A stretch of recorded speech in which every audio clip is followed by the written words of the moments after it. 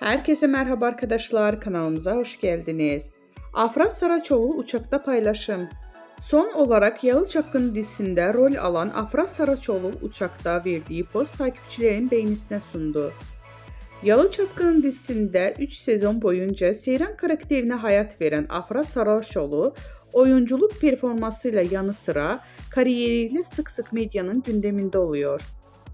Güzel ve ünlü oyuncu uçakta seyahat ederken verdiği poz takipçilerinin beğenisine sundu.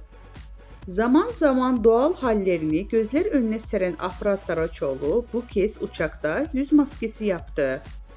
Kulaklığında kulaklık, yüzünde maskeliyle poz veren ünlü oyuncu paylaşımı büyük ilgi gördü.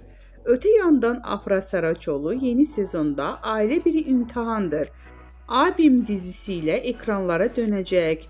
Ünlü isim imzalı dizide Kenan Emirzalıoğlu ile başrollerini paylaşacak. Bizden bu kadar arkadaşlar. Videolarımızı beğenip kanalımıza abone olmayı unutmayalım. Hoşça kalın.